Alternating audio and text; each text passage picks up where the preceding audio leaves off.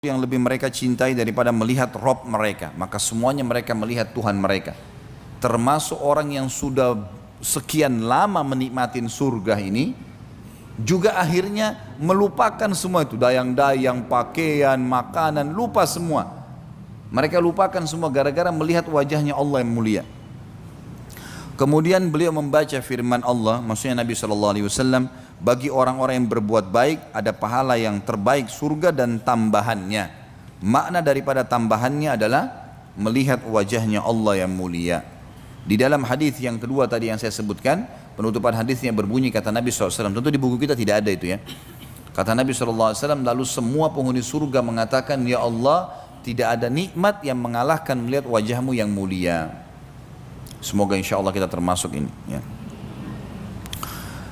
Pasal ke-24, orang-orang yang takut terhadap kedudukan Robnya akan mendapatkan dua surga. Jadi pernah saya jelaskan Bapak Ibu sekalian, kalau kita di surga insya Allah seseorang mukmin akan memiliki banyak, mungkin bisa jutaan istana malah gitu. Karena memang ada hadis, misal contoh, ini semua punya dalil ya. Setiap kali orang ke masjid dapat satu istana di surga, pulang dari masjid satu istana di surga. Kalau kita sholat lengkap subuh, duhur, asar, maghrib, isya, 5 waktu sholat, terutama bapak-bapak ini ke masjid, kita punya 10 istana di surga. Ada hadis yang lain, siapa yang membaca Qul Huwallahu Ahad 10 kali dalam sehari, Allah akan bangunkan baginya istana di surga. Baik, apa ruginya baca ini? Berarti kalau kita baca satu hari 10 kali kita dapat satu istana. Kalau satu tahun 365 hari, 365 istana. Kalau kali 70 tahun umurnya, kan banyak sekali gitu kan. Siapa yang menjaga 12 rakaat sehari semalam, Allah akan bangunkan baginya istana di surga.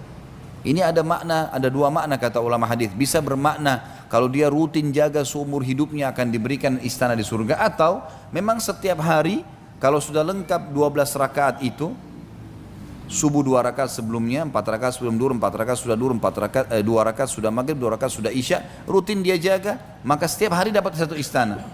Kali 1 tahun 365 hari, kali 70 tahun atau 50 tahun dia hidup, berapa banyak istananya gitu kan? Makanya juga dalam hadis yang lain kata Nabi SAW, sesungguhnya nanti ada setiap orang yang rutin mengerjakan sebuah ibadah, dia akan dipanggil di setiap pintunya.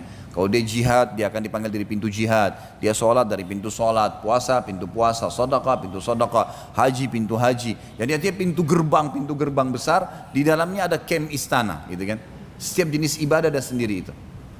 Maka Abu Bakar berkata, ya Rasulullah, apakah ada orang yang dipanggil dari semua pintu itu? Jadi karena kita coba kerjakan semuanya. Kata Nabi SAW, ada. Ada. Dan saya berharap kamu termasuk di antaranya. Jadi makanya jangan pilih-pilih ibadah. Dari saya cukup dengan sholat 5 waktu, tahajud gak usah. Ngantuk malam, ya sudah kehilangan sendiri. Untuk apa tidak dikerjakan? Kenapa tidak bangun? Gara-gara ngantuk. Masa nonton bola bisa begadang, sholat tahajud gak bisa ya? Gak mungkin itu ya. Atau kalau ibu-ibu lagi mau melahirkan bisa gak tidur. Orang sholat malam lebih penting daripada melahirkan ya? Lah iya. Walaupun memang melahirkan itu adalah proses melahirkan manusia, tapi sholat malam itu luar biasa fadilahnya. Kenapa waktu itu kita bisa nggak tidur? Karena penyakit al-malas. Itu saja masalah. Ini harus dibuang ke lautan ini, malas ini. Baik. Bagi orang yang takut kepada Allah, jadi ada bedanya teman-teman sekalian antara orang yang beribadah kepada Allah karena itu perintah, ya sudahlah Allah perintah yang saya kerjakan. Dia tidak mengerjakan dosa karena tidak ada fasilitas dosa. Misal kayak di Saudi ada maksiat tapi tidak ada diskotik, tidak ada karaoke, tidak ada bar, tidak ada. Orang perempuan semua disuruh wajib pakai jilbab. Ada terjadi tapi itu sedikit sekali. Nggak ada fasilitas. Ada orang tidak berbuat dosa karena nggak ada fasilitas. Mungkin kalau ada dia bisa lakukan, gitu ya. Ini posisinya masih aman lah, gitu ya. Tapi ada orang punya kedudukan mulia. Dia mengerjakan ibadah, dia sholat malam, dia sholat 5 waktu on time, dia puasa, dia baca Quran, dia paksa dirinya berzikir, berbuat ibadah dikerjakan sama dia. Karena dia takut kalau sampai Allah nggak sayang sama dia. Ini berbeda ya. Dia mengerjakan karena dia mau mendapatkan cintanya Allah. Sama dengan dia tidak mengerjakan dosa, walaupun ada fasilitas dia tahan dirinya, nggak mau, karena dia takut kepada Allah. Jangan sampai tiba-tiba lagi zina, lagi riba, lagi apa, kemudian azabnya Allah turun. Ya. Ini namanya orang yang takut kepada Allah. Ini punya kedudukan sendiri. Rasa takutnya itu punya nilai plus, dapat tambahan istana. Itu akan diberikan tambahan istana. Ini yang disebutkan oleh penulis ini pasal 24, orang yang takut terhadap kedudukan Robnya mendapatkan 2 surga. Sebagaimana sudah saya paparkan tadi. Beliau mengangkat firman Allah dalam surah Ar-Rahman ayat 46 sampai 53. A'udzu billahi minasyaitonir rajim wa liman khafa maqama rabbih jannatan fabiayyi ala'i rabbikuma tukadziban dzawata afnan fabiayyi ala'i rabbikuma tukadziban fihima 'ainani tajriyan fabiayyi ala'i rabbikuma tukadziban fihima min kulli fakihatin zawjan fabiayyi ala'i rabbikuma tukadziban. Dan bagi orang-orang yang takut saat menghadap Robnya, tadi mengerjakan perintah karena takut sama Allah, takut Allah nggak cintai dia, gitu kan? Kalau dia berada di saf kedua atau ketiga, ketakutan. Bagaimana caranya saya nggak di saf pertama ini? Orang-orang di saf pertama sudah lebih dicintai sama Allah, ada ketakutan itu, gitu kan? Ketinggalan sholat subuh, ya Allah, Allah sudah catat tadi orang-orang sudah pada melapor ke Allah, saya tidak hadir, ketakutan. Ini namanya ketakutan karena Allah. Dia ibadah sebenarnya. Beda dengan orang yang sholat subuh di masjid atau enggak, ya sudahlah nggak apa-apa, besok aja saya kerjain, biasa-biasa saja. Ini rasa takut ini punya nilai plus ya. Dia buat dosa, godaan besar, lawan, nggak mau, saya nggak mau. Apapun konsekuensinya. Oh ini orang gagal, ini orang cantik, saya tergoda, enggak, saya nggak mau. Saya sudah bilang tadi, syaitan nggak bisa buat apa-apa kok, cuma bisik-bisikin, redam dia, lawan. Bisa, kita bisa kalau nggak mau. Kalau mau, kita aktivitas. Cara aktivitas yang lain insya Allah, baca isti'adzah, sibukkan diri dengan ibadah, insya Allah akan terjaga. Maka orang takut berbuat dosa karena takut Allah hukum akan ada nilai sendiri. Maka nikmat Rob kalian yang manakah yang kalian dustakan? Kedua surga itu mempunyai pohon-pohon dan buah-buahan. Artinya fasilitas di dalamnya bagus sekali. Semua kebutuhan kalian akan ada. Maka nikmat Rob kalian yang manakah yang kalian mau dustakan? Di dalam kedua surga itu ada 2 buah mata air yang mengalir. Dan sudah pernah kita jelaskan masalah mata air surga, gitu kan? Ada 2 sumber mata air. Ada mata air yang berada di sebuah tempat yang mengeluarkan air dan tertampung seperti wadah kolam kalau kita sekarang. Tapi pinggiran-pinggiran kolamnya terbuat dari emas. Sudah pernah kita jelaskan masalah itu. Bisa Bapak Ibu kembali ke pasal-pasalnya sendiri. Kemudian yang kedua ada mata air juga yang keluar di tempat-tempat khusus yang akhirnya keluarlah darinya lautan, sungai-sungai dan seterusnya yang mengalir ke istana-istana ahli surga. Maka nikmat Rabb kalian yang manakah yang kalian mau dustakan? Di dalam kedua surga itu terdapat segala macam buah-buahan yang berpasang-pasangan. Yang dimaksud dengan berpasang-pasangan adalah ada pohon yang tinggi dan ada pohon yang pendek. Ini makna. Bisa masuk. Ada juga makna yang lain adalah buah-buahannya seperti kita lihat dalam satu buah-buahan atau satu tangkai, biasanya ada yang lonjong, ada yang lebih panjang, tidak semuanya sama bentuknya. Maka berpasang-pasangan dalam arti kata semuanya ada. Ada juga masuk maknanya adalah warna-warna. Dalam satu pohon pernah kita jelaskan di pohon bidara surga yang seorang Arab Badui mengatakan, "Ya Rasulullah, kenapa di surga ada pohon yang menyakitkan?" Kata Nabi SAW, "Pohon apa?" Allah berfirman dalam Al-Quran, di sana ada pohon-pohon bidara. Pohon bidara tangkainya ada durinya, gitu kan? Itu menyakitkan ya Rasulullah. Kata Nabi SAW, Allah akan mengganti di setiap durinya buah, dan buahnya memiliki beragam macam warna. Semua warna, dari kuning, dari merah, dari hijau, semua warnanya ada, gitu kan? Semua warnanya ada dan masing-masing warna memiliki cita rasa tersendiri. Ini yang dimaksud dengan beragam macam buah-buahan yang berpasang-pasangan. Maka nikmat Rabb kalian yang manakah yang kalian dustakan? Penyampaian baginda Nabi SAW dalam hadis Bukhari Muslim berhubungan dengan masalah ini adalah Abu Musa al-Ash'ari radhiyallahu anhu meriwayatkan sabda Rasulullah SAW, seorang mukmin di surga sungguh memiliki sebuah kemah yang terbuat dari sebuah intan yang berongga, panjangnya 60 mil, ya, panjangnya kemah itu. Dia memiliki banyak kemah. Pada setiap sudut terdapat istri-istri yang tidak bisa melihat orang lain. Jadi kalau dia memiliki beberapa orang pasangan, maka di setiap kemah itu ada pasangan istri sendiri dan tidak bisa dilihat oleh orang lain, tidak bisa juga saling melihat satu sama yang lain karena besarnya gitu. Yang mereka dipergilirkan untuk orang mukmin. Juga ada 2 taman yang bejana-bejananya terbuat dari perak dan segala isinya. Maksudnya minuman-minuman yang siap diminum di dalamnya. Serta 2 taman yang bejana-bejananya terbuat dari emas dan segala isinya. Yang menghalangi mereka untuk memandang Rabb mereka hanyalah ridhaul kibriya atau tirai keagungan pada wajahnya di surga Aden. Maksudnya Allah Subhanahu wa taala memiliki tirai yang tidak akan dilihat nanti kecuali tadi sebagaimana hadis sebelumnya kita sebutkan, kalau ahli surga sudah masuk ke dalam surga baru kemudian diperlihatkan. Ada sebuah riwayat yang dikatakan maka Allah memudahkan ahli surga untuk melihatnya di setiap pagi dan petang. Selain dari itu Allah SWT akan menutup kembali tirainya, dan itu tirai adalah tirai kemuliaan dan keagungan Sang Pencipta Allah Subhanahu wa taala. Pasal 25. Dan tentu bahasan kita ini sampai pasal 30-an ya kalau tidak salah ya. Ya, pasal 30 nanti. Pasal 25 tinggi postur seorang mukmin di surga. Ini sudah pernah kita jelaskan tentunya, tapi saya sebutkan kembali hadis Bukhari Muslim.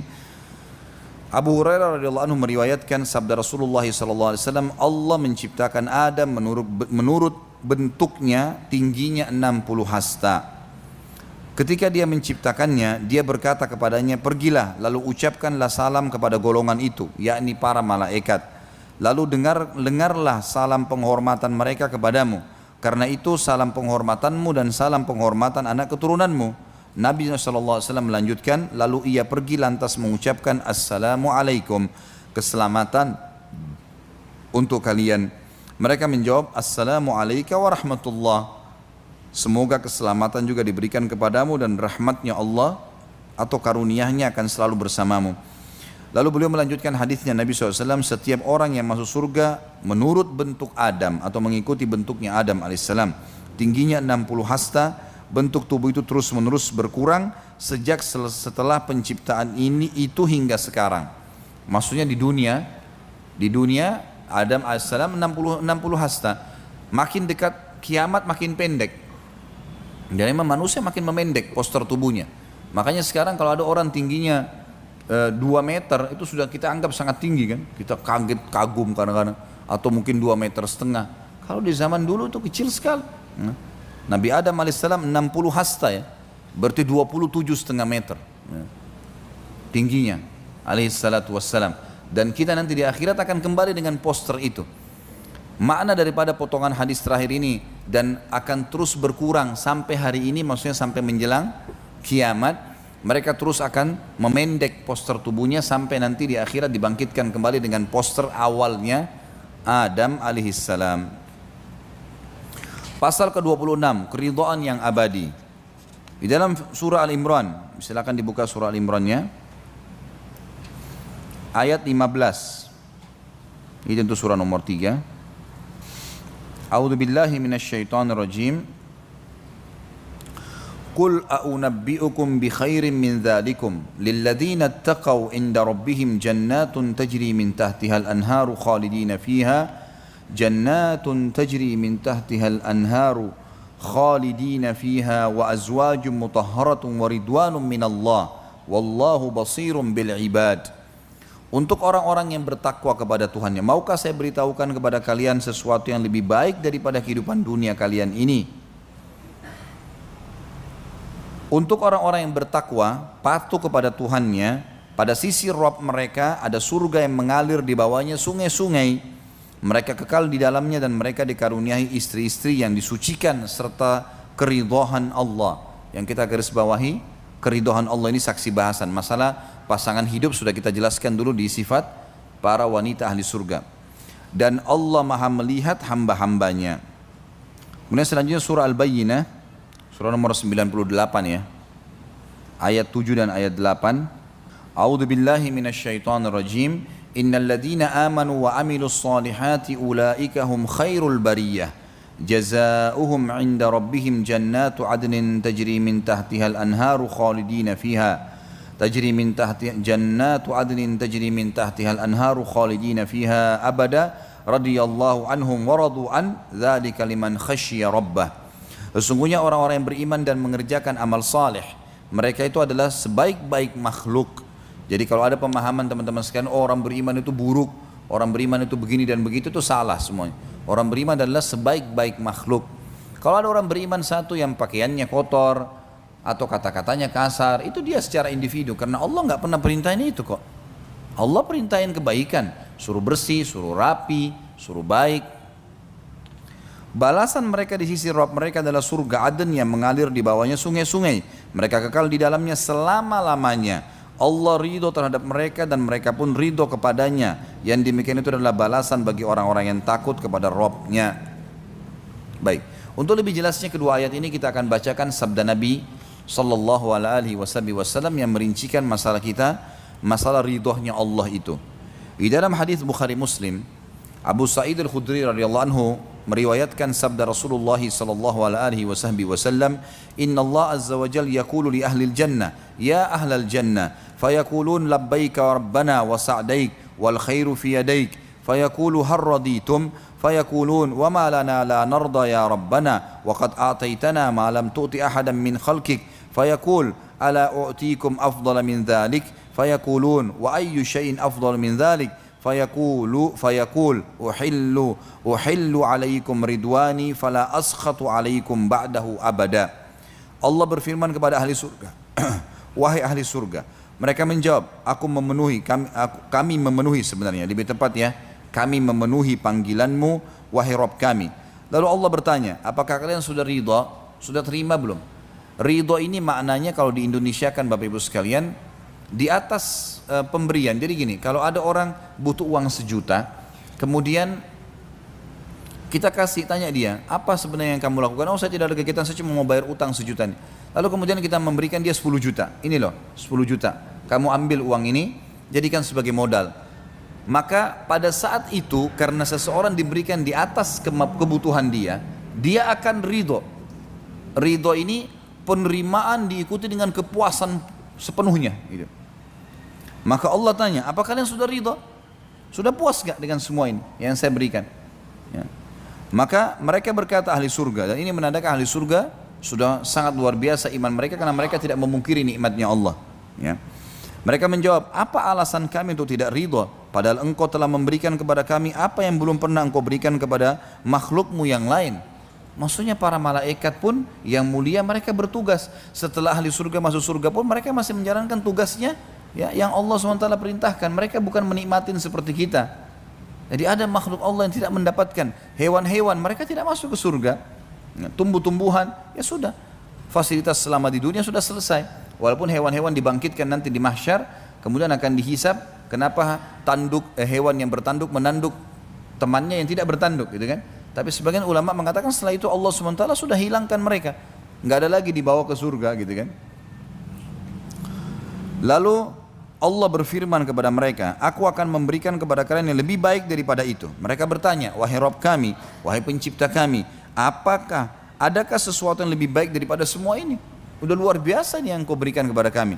Maka Allah menjawab, aku menghalalkan atas kalian keridhoanku dan aku tidak akan murka kepada kalian selama-lamanya. Dan ini sebuah karunia yang luar biasa, karena Allah tidak akan marah lagi. Dalam sebuah riwayat lain kata Nabi SAW, maka semua penghuni surga senang, dan ketahuilah penghuni surga tidak akan berbuat kesalahan. Nanti di surga kita tidak akan buat kesalahan, walaupun Allah ridha, walaupun Allah membebaskan kita mengerjakan apa saja, ahli surga tidak akan buat kecuali kebaikan. Sebagaimana sabda Nabi SAW, karena orang sudah tahu Tuhannya, orang sudah jelas bagi dia, gitu kan, segala macam fasilitas, sudah nggak ada lagi keburukan-keburukan. Termasuk pasal yang sangat penting adalah kita terus menekankan masalah pentingnya ya pemahaman abadinya seseorang di surga. Jadi teman-teman sekalian, ini penting sekali.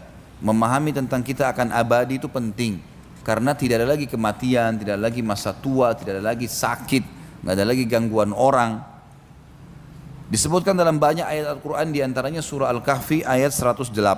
A'udzu billahi minasyaitonir rajim. Khalidina fiha la yabghuna anha hiwala. Sesungguhnya orang-orang yang beriman dan beramal saleh, bagi mereka adalah surga Firdaus, menjadi tempat tinggal. Mereka kekal di dalamnya, mereka tidak akan berpindah darinya. Jadi pasti akan masuk surga dan abadi di dalamnya. Dan ini abadi satu hal yang luar biasa. Kita di dunia ini selalu ditekankan, jangan terlalu pikir dunia karena ini tidak abadi. Dulu bapak-bapak maaf atau ibu-ibu yang sudah sekarang berumur, mungkin kita juga semuanya lah. Kita masih ingat pada saat kita masih kecil dulu. Bukankah kita dulu masih kecil, kita tahu masih anak-anak dan kita bermain, masih ada kenangan yang terlintas di benak kita. Beda nggak keadaan kita sekarang dengan keadaan dulu? Dari sisi kualitas kulitnya, penglihatan matanya, pendengarannya dan seterusnya itu berbeda. Rambutnya, gitu ya. Berbeda semuanya. Tapi itu kenapa? Karena ada prosesi itu, ada prosesi tidak abadinya kita di dunia. Abadi ini berarti tidak berubah rambutnya, tidak berubah kulitnya, tidak berubah, semuanya tidak berubah. Abadi. Dia akan kekal seperti itu. Ya selamanya. Begitu masuk surga, begitu keadaan kita, begitu selamanya. Enggak ada kematian, enggak ada perubahan, selama-lamanya. Makna kata penulis sini, la yabghuna anha hiwala, mereka tidak memilih yang lain dan tidak ingin berpindah darinya. Makna daripada ayat Al-Quran tadi. Dalam hadis Nabi SAW, pada saat menafsirkan surah Al-A'raf ayat 43, riwayat Imam Muslim, Abu Sa'id Al-Khudri radhiyallahu anhu menuturkan sabda Rasulullah sallallahu alaihi wasallam, "Idza dakhala ahlul jannati al-jannah yunadi munadin inna lakum an tasihhu fala tasqamu abada wa inna lakum an tahyau fala tamutu abada wa inna lakum an tashibbu fala tahramu abada wa inna lakum an tan'amu fala tab'asu abada wa dzalika qauluhu azza wa jalla wa nudu an tilkumul jannatu uristumuha bima kuntum ta'malun." Ketika ahli surga masuk ke dalam surga, seorang penyeru dari malaikat akan mengeraskan suaranya dan semua ahli surga mendengarkan. Sekarang kalian senantiasa sehat dan tidak akan pernah sakit selama-lamanya. Sekarang kalian akan hidup dan tidak akan mati selama-lamanya. Sekarang kalian akan muda dan tidak akan pernah tua selama-lamanya. Dan sekarang kalian bersenang-senang dan tidak putus asa selama-lamanya. Itulah makna daripada firman Allah yang maha tinggi dan maha pemurah, surah Al-A'raf ayat 43. Dan diserukan kepada mereka, itulah surga yang telah diwariskan kepada kalian disebabkan apa yang telah kalian kerjakan. Nikmat apa lagi teman-teman sekalian? Ini tinggal tunggu tak patuh, mati, masuk surga. Dapat semua nih. Ini teori syar'i, sesuatu yang pasti. Nggak ada yang bisa membantah itu. Dalam hadis yang lain, hadis ini diriwayatkan oleh Bukhari Muslim, masih dari Abu Sa'id Al-Khudri radhiyallahu anhu, bahwasanya Rasulullah sallallahu alaihi wasallam bersabda, "Yu'ta bil mauti ka hay'ati kabshin amlah, fayunadi munadin ya ahlal jannah fayashra'ibuna wa yanzurun fayaqul hal ta'rifuna hadha fayaqulun na'am hadha al-maut wa kulluhum qad ra'ahu thumma yunadi munadin ya ahlan nar fayashra'ibuna wa yanzurun fayaqulun hal ta'rifuna hadha fayaquluna na'am hadha al-maut wa kulluhum qad ra'ahu fayudhbahu bainal jannati wan nar thumma yaqulu ya ahlal jannah khuludun bila maut wa ya ahlin nar wa ya ahlan nar khuludun bila maut ثم قرأ وأنذرهم يوم الحسرة إذ قضي الأمر وهم في غفلة وهم لا يؤمنون. Pada hari kiamat kelak, kematian akan didatangkan dalam rupa seperti domba yang belang. Lalu sang penyeru menyeru dari malaikat, wahai ahli surga. Mereka melihat dalam keadaan takut karena suara itu didengar oleh semua penghuni surga. Lalu ia bertanya, apakah kalian mengenal ini? Diperlihatkan tadi bentuk kematian yang berupa seperti domba belang. Mereka menjawab, ya, ia adalah kematian. Dan mereka pun melihatnya. Kemudian diserukan, wahai ahli neraka. Mereka pun melihat dengan ketakutan. Takut jangan sampai ada azab Allah yang baru yang akan menimpa mereka. Lalu ia mengatakan, apakah kalian mengenal ini? Kata malaikatnya. Mereka menjawab, iya, ini adalah kematian. Dan mereka melihatnya. Maksudnya mereka sudah pernah melihatnya di dunia. Sudah tahu itu. Lalu kematian disembelih di antara surga dan neraka. Kemudian ia, si malaikat berkata atau mengatakan, wahai ahli surga, kalian akan abadi dan tidak akan mati selamanya. Wahai ahli neraka, kalian abadi dan tidak akan mati selamanya. Kemudian Nabi SAW membaca firman Allah surah Maryam ayat 39, dan berilah mereka peringatan tentang hari penyesalan, yaitu ketika segala perkara telah diputus dan mereka dalam keadaan lalai dan mereka tidak pula beriman. Jadi pasal ini sangat mulia, menjelaskan kepada kita tentang masalah kekalnya seorang mukmin, dan ini berita gembira di kenikmatan yang juga abadi. 28, pasal 28, jumlah barisan ahli surga.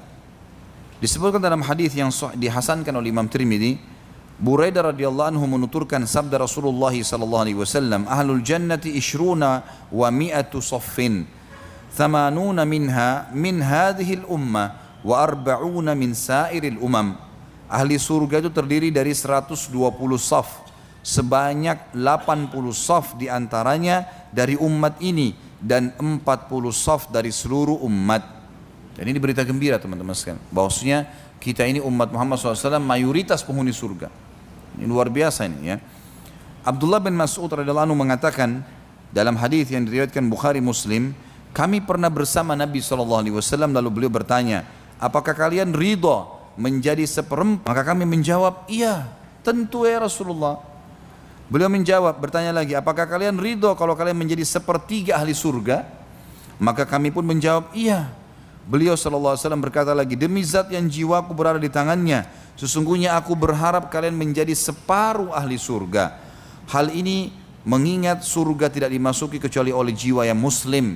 Tidaklah kalian berada di tengah kaum musyrik, melainkan seperti sehelai rambut putih di atas kulit sapi hitam, atau seperti sehelai rambut hitam di atas kulit sapi merah. Hadis ini menjelaskan kepada kita bahwasanya umat Muhammad SAW adalah mayoritas penghuni surga. Dan alhamdulillah ini berita gembira, gitu kan? Ini berita gembira. Bahkan ada hadis Nabi SAW yang dikatakan, yang berbunyi, sudah pernah kita jelaskan di masalah neraka ini, masalah bab syafaat, gitu kan? Akan dikeluarkan dari api neraka siapa yang dalam hatinya seperti biji sawi dari kalimat la ilaha illallah, atau dalam hadis lain dikatakan dari keimanan. Dan ini berita gembira tentunya, walaupun mereka disiksa dulu, naudzubillah ya. Pasal ke-29, ahli surga yang masuk terakhir. Dan ini disebutkan di dalam hadis Bukhari Muslim. Abu Hurairah meriwayatkan radhiyallahu anhu, para sahabat pernah bertanya, wahai Rasulullah, wahai utusan Allah, apakah kami akan melihat Rabb kami pada hari kiamat? Beliau balik bertanya, apakah kalian kesulitan melihat bulan purnama yang tidak terhalang oleh awan? Mereka menjawab, tidak wahai utusan Allah. Beliau bertanya lagi, apakah kalian kesulitan melihat matahari yang tidak terhalang oleh awan? Maka mereka menjawab, tidak. Beliau bersabda lagi, seperti itu pula kalian akan melihatnya. Manusia dikumpulkan pada hari kiamat lalu diperintahkan, siapa yang menyembah sesuatu maka ikutilah sesuatu itu. Siapa yang sembah berhala, siapa yang sembah pohon, siapa yang suka hidup dengan jimat, maka ikutilah semua yang kalian sembah itu. Lalu diperintahkan, siapa yang menyembah sesuatu, maka ikutilah sesuatu itu. Kemudian di antara mereka ada yang mengikuti matahari, ada yang mengikuti bulan, ada yang mengikuti tagut, atau sesembahan selain Allah. Semua yang disembah selain Allah pokoknya, pohon, batu dan seterusnya.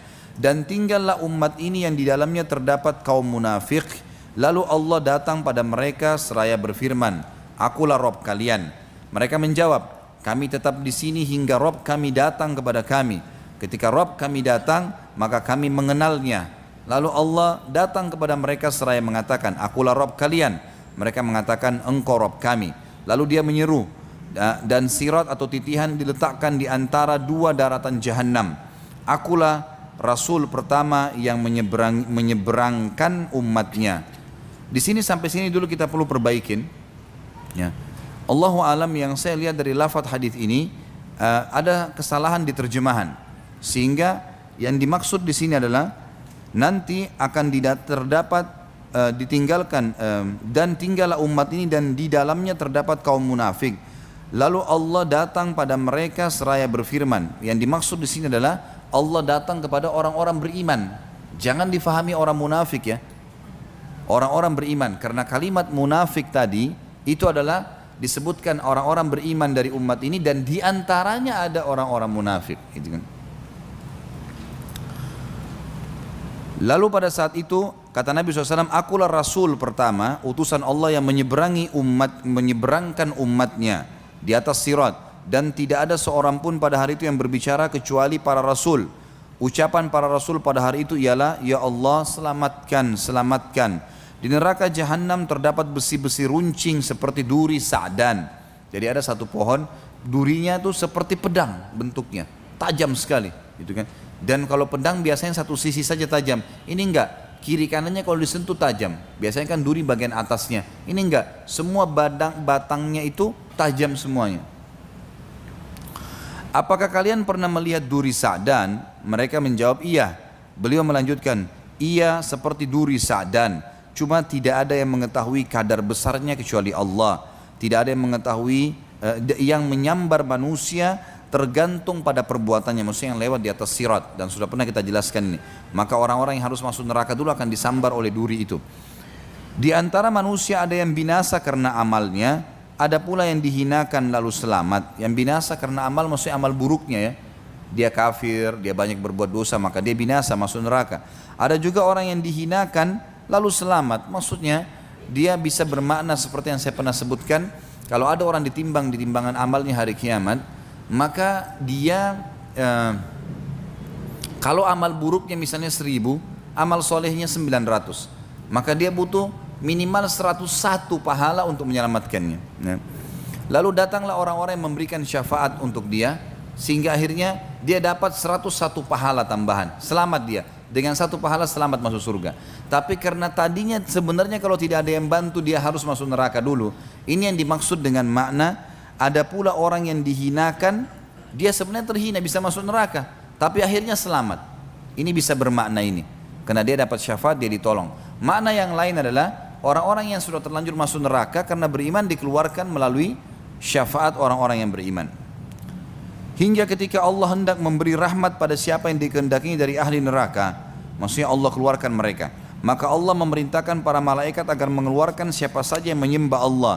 Lalu para malaikat mengeluarkan mereka dan mengenali mereka lewat bekas sujud, karena Allah mengharamkan pada neraka untuk melahap bekas sujud. Akhirnya mereka dikeluarkan dari neraka dalam keadaan telah hangus terbakar. Lantas disiramkan kepada mereka air kehidupan, sehingga mereka tumbuh sebagaimana biji-bijian tumbuh di aliran air. Kemudian Allah selesai mengadili di antara para hambanya. Dan masih ada satu orang yang berada di antara surga dan neraka. Ia adalah penduduk neraka yang termasuk yang terakhir masuk surga. Ia menghadapkan mukanya ke arah neraka lalu mengatakan, wahai Rabb, palingkanlah wajahku dari neraka, karena baunya menggangguku dan apinya membakarku. Lalu Allah bertanya kepadanya, akankah bila aku melakukannya kamu tidak akan meminta selain itu? Ia menjawab, tidak demi keperkasaanmu. Ia pun berjanji kepada Allah, lalu Allah memalingkan wajahnya dari neraka. Ketika ia menghadap ke arah surga, ia melihat keindahannya, maka ia diam sejenak. Kemudian ia mengatakan, wahai Rabb, sampaikanlah aku di pintu surga. Allah mengatakan, bukankah kau telah janji tidak akan meminta selain yang telah kau minta? Ia mengatakan, wahai Rabb, aku tidak menjadi makhlukmu yang paling celaka. Maksudnya, aku tidak mau celaka ya Allah, sampaikan di situ. Allah bertanya, akankah bila aku memberikan hal itu kepadamu, kamu masih meminta selainnya? Maka ia menjawab, tidak demi keperkasaanmu, aku tidak meminta selain ini. Ia pun berjanji kepada Rabbnya, lalu Allah menyampaikannya di depan pintu gerbang surga. Ketika sampai di pintu surga, ia melihat keindahan berikut isinya, berupa kesenangan dan kegembiraan. Maka ia diam sejenak, lalu ia mengatakan, wahai Rabb, masukkanlah aku ke dalam surga. Allah menjawab, kasihan engkau wahai manusia, betapa engkau ingkar janji. Bukankah engkau berjanji berkali-kali kepadaku untuk tidak meminta selain apa yang telah engkau minta? Ia mengatakan, wahai Rabb, jangan jadikan aku sebagai makhlukmu yang paling celaka. Allah pun tertawa kepadanya, kemudian mengizinkannya masuk surga, seraya mengatakan, berangan-anganlah. Ia pun berangan-angan, hingga ketika terputus angan-angannya, Allah mengatakan, itu akan kau dapatkan. Seperti angan-anganmu kau akan dapat. Itu akan engkau miliki atau itu untukmu. dan semisalnya bersamanya. Itulah orang yang terakhir dari ahli surga yang masuk ke dalam surga. Dalam riwayat lain Bapak Ibu sekalian, berhubungan dengan masalah yang dikutip dalam hadis sahih dikatakan akan keluar penduduk surga yang terakhir dari neraka. Ini tidak ada lagi orang di neraka selain dia. Kemudian dia keluar dalam kondisi berdiri jatuh dan sebagian tubuhnya mengeluarkan asap karena hangus. Sudah sekian tahun disiksa gitu kan. Sekian ribu tahun mungkin disiksa karena orang terakhir dari neraka. Kemudian dia berlari berusaha menjauhkan diri dari neraka, lalu dia mengatakan, ya Allah selamatkan aku dari neraka. Setelah dia jauh, dia mengatakan segala puji bagi Allah yang telah menyelamatkan aku darimu, sambil dia menunjuk ke arah neraka. Dari kejauhan Allah Maha Tinggi dan Maha Pemurah memperlihatkan untuknya sebuah pohon yang dia lihat ada rindang, seperti kalau kita lagi panas sekali. Kemudian kita temukan ada pohon yang rindang, kita bisa berteduh sebentar. Rasanya nyaman. Orang ini ribuan tahun tidak pernah merasakan kenikmatan. Karena memang kenapa saya katakan ribuan tahun, ada firman Allah kan yang berbunyi a'udzubillahi minasyaitonirrajim yauma inda rabbika ka'alfi sanat mimma ta'uddun. Artinya kita hitung waktu dunia, kata Allah, satu hari di waktu akhirat sama dengan 1000 tahun waktu kalian di dunia. Ini. Jadi memang kalau dia satu hari waktu akhirat masuk ke neraka berarti 1000 tahun. Dan ini orang paling terakhir yang paling banyak dosanya. Maka dia berkata, ya Allah sampaikan aku ke pohon itu, karena dia tidak pernah lihat pohon yang bisa melindungi dia, menaungi dia dari siksaan ke siksaan 24 jam kalau waktu dunia, maksudnya full dalam semua waktu yang dia akan pakai nanti di akhirat, semuanya siksaan, nggak ada kematian, hangus, belang, bolong badannya, isi perutnya keluar nggak mati, gitu kan, semuanya. Maka dia merasa ini nikmat yang luar biasa, ya Allah sampaikan aku ke pohon itu. Lalu Allah subhanahu wa ta'ala berfirman padanya, apakah kau akan minta yang lain? Dia bilang tidak ya Allah, pohon itu saja. Lalu Allah sampaikan dia ke pohon itu, dia merasakan nikmatnya. Kemudian Nabi SAW mengatakan dia menganggap dia orang yang paling besar nikmatnya Allah padanya. Padahal ini orang paling terakhir masuk surga, orang semua sudah di surga gitu. Ya. Jadi saya sarankan jangan jadi orang ini. Gitu. Ya. Jadi orang yang dari awal masuk surga tanpa hisab, dan bisa kalau mau, asal mau ya, karena banyak orang yang tidak mau tentunya. Ya. Kemudian kata Nabi SAW, Allah setelah dia puas dengan naungan pohon itu memberikan kepada dia pohon lebih besar, ada buah-buahannya, ada airnya. Lalu kemudian dia pun meminta, dia mau minta sama Allah, dia malu, tapi dia tergoda melihat buah-buahan. Ini tadi cuma pohon, ini ada buah, ada air. Maka dia mengatakan, ya Allah aku memohon ya, pohon dan buah itu serta air, dan saya tidak minta yang lain. Kata Allah, apa kau yakin kau tidak minta yang lain? Dia bilang tidak. Maka Allah pun menyampaikan di pohon tersebut, dia makan, dia nikmatin airnya segala macam, dan dia menganggap dia orang yang paling besar nikmat Allah padanya. Kemudian setelah dia puas, Allah SWT dari kejauhan membukakan baginya pintu gerbang surga, tercium olehnya bau wangi surga. Lalu dia lihat orang-orang surga pakai baju sutra, luar biasa fasilitas istanahnya, kenikmatan yang abadi, luar biasa. Dia meminta sama Allah tapi dia malu. Dia sudah janji tadi tidak minta yang lain, cuma surga. Maka dia bilang, ya Allah masukkan aku ke dalam surgamu dan aku tidak akan minta yang lain. Gitu. Maka Allah SWT mengatakan, hai anak Adam, sungguh kau tidak pernah puas dengan apa yang aku berikan. Apakah kau ridha kalau aku memberikan untukmu seperti yang dimiliki oleh raja terkaya dunia? Maka dia mengatakan, tentu hai Tuhanku, aku ridha. Raja terkaya dunia siapa? Nabi Sulaiman alaihissalam. Enggak ada lebih kaya dari Nabi Sulaiman alaihissalam. Ya. Kalau mau kemana-mana, mau ke singgasana, dari ranjang tidurnya saja angin yang bawa, enggak injak tanah lagi.